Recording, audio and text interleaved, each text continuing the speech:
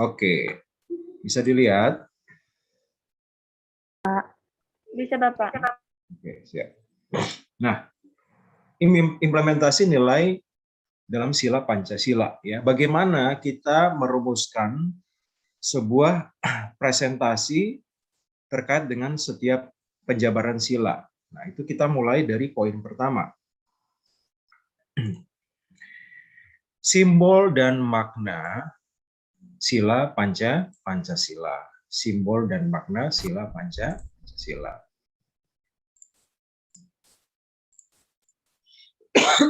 Perhatikan. Ada sebuah riset ya, riset itu hasil penelitian jurnal yang dituliskan oleh Siti Karlina, Wina Oktavina, dan seterusnya. Mereka meneliti tentang penerapan nilai-nilai Pancasila di kalangan mahasiswa ya dalam melaksanakan kebijakan pemerintah dalam bidang pendidikan di era pandemi COVID-19. Nah, hasil penelitiannya itu menunjukkan ada data tingkat pemahaman atau tingkat pengetahuan mahasiswa di lingkungan kampus tersebut ya, bahwa perhatikan, kalian simak ya, ini penting ini, jangan main-main. Data menunjukkan bahwa ada sekitar 88,4% mahasiswa dapat menghafal sila Pancasila ya. Oke lah, 88 masih bisa. Sisanya apa? Sisanya tidak bisa menghafal dan mungkin tidak menghafal dengan benar ya. Ada kata yang kurang, terbolak-balik ya, tidak runtut dan lain sebagainya. Kalau kalian di sini termasuk apa? Termasuk Pak. bisa menghafal atau tidak? Bisa. Bisa, Hafal, Pak. benar. Jangan sampai dunia hari ini kalian masih belum bisa menghafal Pancasila. Itu namanya terlalu ya. Itu namanya terlalu. Nah, kemudian kita lihat lagi, ternyata masih bisa dikategorikan lagi. 63,5% mahasiswa hanya mengetahui simbol sila Pancasila. Artinya apa? Artinya dia tahu ya, Pancasila itu ada simbol bintangnya, bintang berlapis emas ya. Kemudian ada kepala banteng dengan latar merah ya.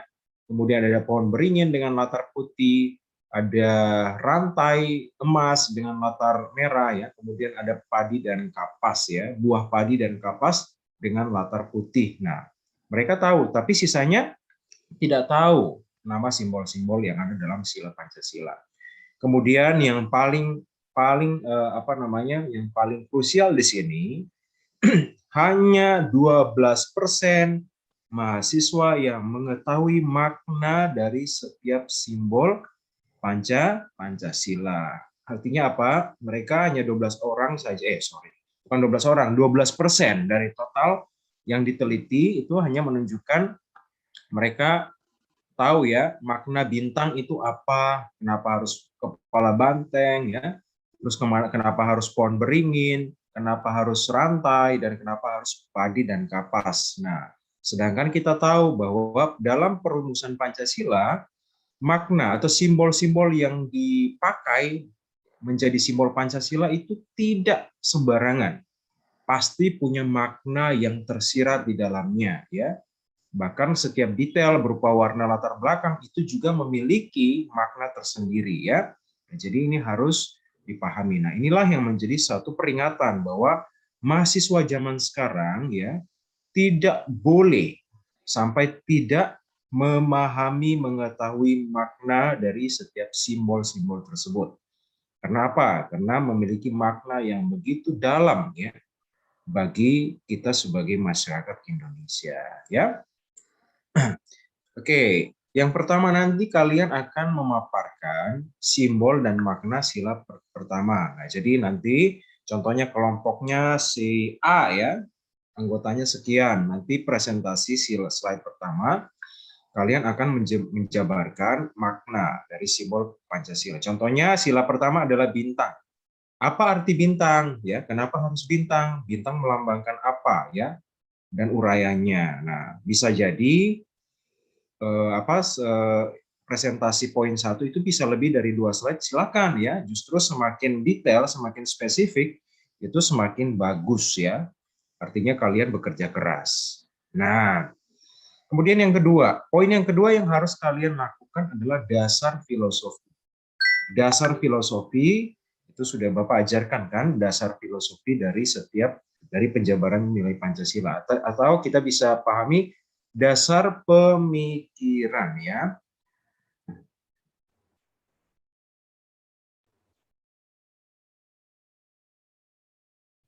Oke ya, ini ada mahasiswa namanya Diona Tomasoa ya, dia tidak bisa absen di kolom komen, nggak apa-apa ya, nanti yang penting kasih tahu, nanti Bapak absenkan ya, nggak apa-apa.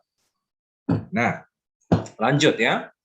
Dasar filosofi, bagaimana cara disusun ya, bagaimana cara menguraikannya, nanti kalian lihat dasarnya ya. Setiap sila dalam Pancasila itu dirumuskan berdasarkan nilai filosofi yang menjunjung tinggi nilai humanisme ya. Artinya filosofi dari setiap sila itu selalu menekankan nilai-nilai humanisme atau nilai kemanusiaan. Ya tentu saja. Karena apa? Karena kita sebagai manusia, kita tidak bisa memakai standar yang lain. Yang kita harus pakai adalah standar-standar nilai kemanusiaan ya. Jadi alasannya ya, dasarnya, tujuannya adalah untuk kebaikan manusia itu sendiri atau masyarakat Indonesia ya, dalam konteks kita di NKRI ya.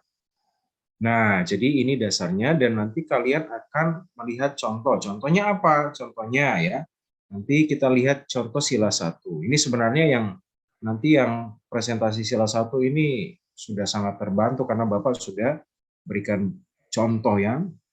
Tapi tetap nanti saya akan berikan peringatan. Jangan sama seperti yang Bapak berikan ini ya, yang sudah Bapak berikan. Banyak yang bisa kalian rancang, ya, banyak yang bisa kalian pikirkan untuk kalian tulis kembali. Nah, sila 1 ketuhanan yang Maha Esa. Dasar filosofinya apa? Setiap agama yang diakui di Indonesia, ada berapa agama yang diakui di Indonesia? 6, Pak. Ya? Oke, Diona ada 6. Coba kamu sebutkan.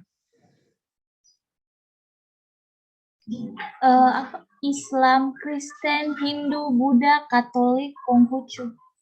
Oke ya, ada agama baru yang paling terakhir itu Konghucu ya. Dulu 5, sekarang sudah 6. Sudah benar ya.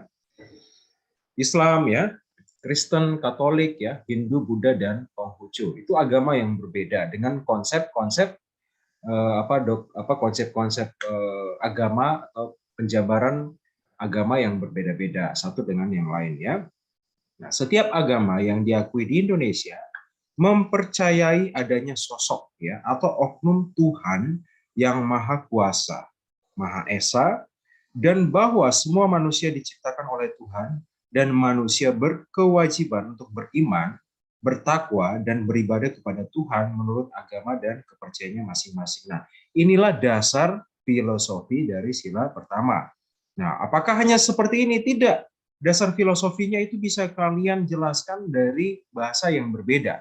Asal intinya itu sama ya. Intinya sama bahwa manusia Indonesia seluruhnya itu berkewajiban ya untuk percaya kepada Tuhan sesuai dengan ajaran agamanya masing-masing ya. Nah, itu dasarnya ya. Bahwa kita itu diciptakan oleh Tuhan ya. Kita asalnya dari Tuhan, sudah sepatutnya kita bertakwa dan beriman kepada Tuhan dan menyembah Tuhan yang kita percaya itu. Nah, jadi nanti buatnya seperti ini. Kalian juga bisa uraikan ya. Kalau mau panjang lebar silakan ya. Tapi ingat, hindari plagiarisme ya. Hindari plagiarisme, hindari copy paste dari internet. Saya tidak suka ya. Itu namanya kerja malas ya. Kalian harus baca banyak referensi dan buat kesimpulan lalu tulis. Di dalam kelompok itu lihat siapa yang paling pintar menulis. Nah, biasanya itu mereka yang suka tulis-tulis diare ya, yang punya catatan harian. Nah, itu biasanya pintar menulis itu. Suruhlah dia untuk menulis, merangkai kata-kata ya. Nanti jadi sebuah tulisan. Oke, kemudian yang ketiga.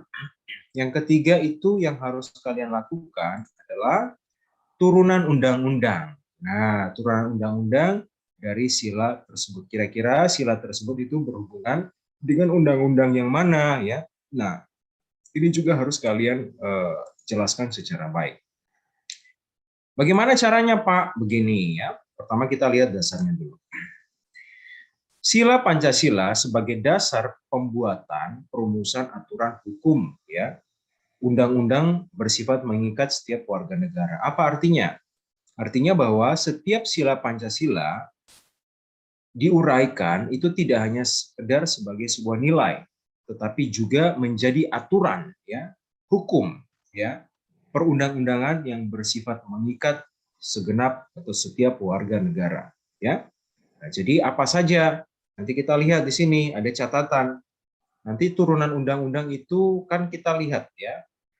Kalau undang-undang, konstitusi, ideologi yang kita anut adalah ideologi Pancasila.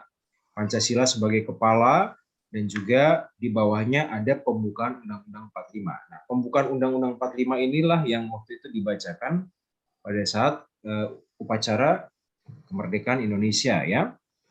Undang-undang itu, pembukaan undang-undang kalian sudah tahu kan, kalau kita upacara di SMA ya, waktu SMA kita upacara itu kita membacakan Undang-Undang Dasar. Itu adalah pembukaan undang-undang. Sedangkan Undang-Undang Dasar atau batang tubuh ya, isi itu adalah pasal-pasal yang mengatur tentang nilai-nilai Pancasila yang dijabarkan dalam setiap poin-poin. Itu adalah undang-undang. Nah, kemudian undang-undang ini diturunkan secara lebih spesifik ke dalam banyak aturan-aturan. Ada namanya peraturan perundang-undangan ya. Ada namanya aturan pemerintah. Ada namanya peraturan menteri ya. Kemudian ada perda, peraturan daerah dan sebagainya. Bahkan di dalamnya juga ada kitab undang-undang hukum pidana. Nah, itu juga masuk di dalam turunan undang-undang. Itulah yang biasa menjadi dasar orang itu masuk penjara atau tidak ya. Nah, kalian nanti akan mencari tahu ya turunan dari undang-undang. Contohnya untuk sila pertama ketuhanan yang Maha Esa. Ini berarti berbicara soal agama ya, berbicara soal kepercayaan, berbicara soal hubungan antara manusia dan Tuhan ya, secara individu bahkan secara kolektif ya. Nah, saya berikan dua contoh ya, dua contoh turunan Undang-Undang Sila pertama. Pertama itu ada dalam Undang-Undang 45, batang tubuh Undang-Undang 45. Contohnya pasal 28 ya, ayat 1. Hak kebebasan untuk memeluk agama dan beribadah menurut kepercayaannya, memilih pekerjaan dan seterusnya. Ada di sini ya. Kemudian hak kebebasan untuk meyakini kepercayaan, menyatakan pikiran dan sikap ya. Hak kebebasan untuk bersikap dan seterusnya. Di sini ada pasal yang menyebutkan tentang hak beragama. Nah, padahal kalau kita lihat di pasal 28 ayat 1 dan 2 itu secara khusus membahas tentang setiap warga negara ya diberikan kesempatan atau hak yang sama untuk memeluk agama dan kepercayaannya masing-masing. Nah, itu bisa kalian letakkan semua ya. Ini hanya contoh saja. Jadi jangan sampai miss ya. Contohnya kalian lihat, teman, kawan, di pasal 28E ini ayat 1, 2, 3, ayat 1 dan 2, sorry ya. Ada ayat yang mengatur tentang hak kebebasan beragama. Bagaimana? Kita masukkan, Kak? Silakan dimasukkan karena itu berhubungan ya. Kemudian kita lihat lagi di peraturan pemerintah. Oh, ternyata peraturan pemerintah juga ada mengatur ya tentang tentang agama ya, tentang bagaimana mengatur kehidupan beragama dalam masyarakat. Peraturan Pemerintah Republik Indonesia Nomor 55 Tahun 2007 tentang pendidikan agama dan pendidikan keagamaan ya, dan seterusnya. Jadi kalian bisa masukkan ya per PP ya, PP Nomor 55 Tahun 2007 tentang pendidikan agama dan pendidikan keagamaan. Kalian masukkan itu ya, dituliskan dalam poin-poin ya. Nah, jadi sebanyak mungkin turunan undang-undang yang kalian bisa dokumentasikan ya, kalian bisa tuliskan, itu semakin baik nilai kelompoknya. Kemudian poin yang keempat. Nah, inilah yang menjadi inti ya dari implementasi nilai Pancasila. Tentu saja kita ketahui bersama bahwa salah satu tujuan Pancasila sebagai ideologi negara yaitu untuk memberikan solusi ya atau jalan keluar bagi pemecahan masalah bangsa dan juga masalah dalam warga negaranya. Nah, Jadi Pancasila itu dirancang, dipersiapkan untuk suatu saat nanti menjadi sebuah solusi jalan keluar, ya. Nah, nilainya ada di dalam Pancasila itu sendiri, tetapi aturannya itu diturunkan di dalam setiap peraturan perundang-undangan. Nah, contohnya kalian nanti akan mencari studi kasus atau permasalahan yang terjadi, ya. Boleh kalian angkat kasus-kasus yang besar, ya, kasus-kasus yang fenomenal, ya, kasus-kasus yang ibaratnya dalam media sosial itu viral di media sosial. Itu bisa diangkat. Karena apa? Karena itu menarik bagi kita untuk kita jadikan sebagai bahan diskusi. Nah, sebagai contoh ya, Bapak langsung saja mengangkat 2 kasus besar yang baru saja terjadi tentang masalah agama. Nah, ini ada 2 kasus penodaan atau penistaan agama yang dilakukan oleh 2 orang, ya. Yang satu ini mengatasnamakan umat Islam, ya. Yang satu ini mengatasnamakan umat Kristiani, karena dia ini mengaku diri sudah menjadi Kristen, ya. Nah, apa masalah mereka? Mereka sama-sama melakukan tindakan penistaan agama atau melakukan penghinaan terhadap agama lain. Mengapa demikian? Karena mereka memberikan pernyataan yang menjelek-jelekan, menghina agama lainnya. Kalau Yahya Waloni ini dia menghina agama Kristen, ya. Kemudian kalau ini siapa namanya? Kece, ya, Muhammad Kece. Muhammad Kece ini dia menghina agama Islam. Mereka saling menghina. Nah, kenapa mereka masuk dalam kasus penodaan agama? Ya karena mereka tidak punya hak. Mereka dilarang untuk menjelek-jelekan agama lain. Karena di dalam undang-undang kita diwajibkan justru harus menghormati agama lain. Kita harus menghargai. Bahkan kita mendukung, ya, pelestarian agama orang lain. Artinya apa? Artinya kita harus saling hidup toleransi.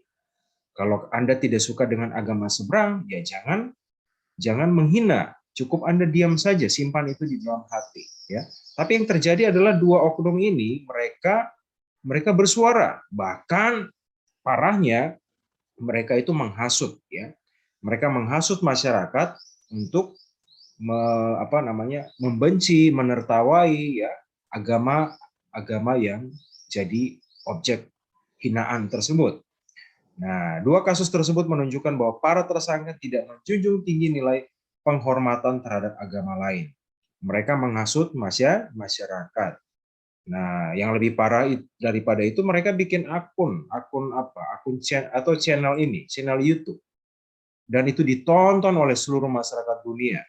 Dan akhirnya banyak orang yang tersesat, ya, masyarakat yang disesatkan oleh 2 tindakan dari orang-orang ini. Nah, itu tidak boleh terjadi. Nah, Pancasila hadir untuk menjadi solusi. Nah, bagaimana caranya? Nah, kita harus melihat lagi cara antisipasi atau strategi penyelesaian masalah. Studi kasus permasalahan ini kalian angkat khusus di poin keempat, ya. Kalian uraikan, kalian jelaskan apa, ya, kira-kira studi kasus. Di sini saya batasi cukup 3 saja studi kasus, ya. Studi kasusnya itu 3, masalahnya 3. Karena kalau 4 berarti kalian harus menyusun 4 strategi pemecahan masalahnya juga, ya. Jadi cukup 3 saja. Contohnya ini kan ada 2, ya. Kalian bisa mengangkat 3. Kalian jelaskan nanti pada saat presentasi ini kronologinya seperti apa, ya. Latar belakang masalahnya kenapa kalian jelaskan, ya. Nah, kemudian yang tidak kalah penting adalah yang kelima. Kita menjelaskan studi kasus tapi kita tidak membahas yang poin kelima, artinya tidak ada manfaat apa-apa, ya. Nah, yang kelima adalah bagaimana kita memanfaatkan fungsi dari aturan perundang-undangan untuk memecahkan masalah, ya. Kita sudah sepakat tadi bahwa fungsi dari undang-undang itu adalah untuk memecahkan masalah yang ada dalam kehidupan sehari-hari, ya. Nah, jadi nanti kalian akan merumuskan juga bagaimana menyusun poin kelima ini. Caranya bagaimana? Nah, pada tahap ini, pemecahan masalah harus berlandaskan Pancasila dan Undang-Undang Dasar 45. serta diterapkannya nilai-nilai keadilan dan nilai humanisme. Sama ya, jadi dalam menyelesaikan masalah, maka kita harus lihat prosedur yang berlaku. Secara aturan ya, secara aturan tentu saja orang yang disangkakan ya, orang yang dilaporkan melakukan suatu tindakan, contohnya Yahya Waluni tadi, itu tentu saja melalui proses-proses yang detail ya, proses-proses yang begitu detail. Artinya dia melalui proses-proses yang tidak bisa kita ketahui. Contohnya sampai dibawa kemana, ke sini, ke situ. Kita cukup saja membahasnya secara umum. Bagaimana caranya? Caranya mudah ya. Contohnya langkah strategi penyelesaian masalah atau pemecahan masalah. Yang pertama, masyarakat harus melaporkan pengaduan terhadap tersangka ya. Jadi kalau kita menemukan orang yang bersalah ya, kita sebagai warga negara kita tidak boleh diam saja. Kalau kita lihat ada orang yang melanggar aturan, kita punya tanggung jawab untuk melaporkan kepada pihak yang berwajib. Atau kalau seandainya kalian takut, maka kalian harus bersuara, menyampaikan kepada forum atau mengajak orang yang lebih kuat posisinya ya. Contohnya kalian kenal, macam di dalam dunia pendidikan akademik ini jauh lebih bagus. Contohnya kalian di dalam kelas ya, kalian menemukan satu masalah di lingkungan kalian, kalian tidak berani melaporkan. Nah, kalian bisa menjadikan itu sebagai bahan diskusi. Tugas dari Bapak Ibu dosen ya untuk bisa menindaklanjuti ya dengan cara-cara yang beradab ya, cara-cara yang benar sesuai dengan aturan perundang-undangan. Nah, pertama masyarakat harus melaporkan ya, suatu pengaduan ya, terhadap tersangka. Contohnya kasus Muhammad Kaceh dan Yahya Waluni tadi ya. Kemudian yang kedua, para tersangka itu harus diproses secara hukum berdasarkan Undang-Undang 45 pasal 28 ayat 1 dan 2. Dan juga berdasarkan Kitab Undang-Undang Hukum Pidana atau KUHP nomor 156 bagian A ya, tentang penistaan agama atau penodaan agama. Nah, setelah itu para tersangka diberikan hukuman dengan tujuan memberikan efek jera dan dibina pada lembaga pemasyarakatan. Nah, apakah semuanya harus dibina? Ya, benar. Semua orang yang sudah dijatuhi hukuman, dipidana, mereka harus menjalani proses hukuman itu supaya memberikan efek jera ya, supaya ketika keluar dari penjara atau keluar dari lembaga pemasyarakatan, mereka tidak lagi mengulangi perbuatannya. Ya. Kemudian yang keempat, tentu saja masyarakat, pelajar, mahasiswa harus belajar. Ya. Sorry, ini poin keempat ini belum selesai Bapak tulis tadi, belum sempat tersimpan. Yang keempat ini, masyarakat, pelajar, mahasiswa, bahkan warga negara harus bisa menarik pelajaran, ya, menarik pelajaran dari pengalaman masalah tersebut. Kalian tidak boleh ikut-ikutan melakukan bentuk penistaan agama kepada agama lain, menghina orang-orang dengan agama yang berbeda dengan kalian, ya. Jadi seperti itu. Sekali lagi ada 5 poin yang harus kalian kerjakan, kalian susun setiap kelompok, dan nanti itu akan dikerjakan masing-masing, diberikan tugas ya, setiap anggota itu diberikan tugas supaya kalian bisa mengerjakannya dengan baik. Oke, saya stop.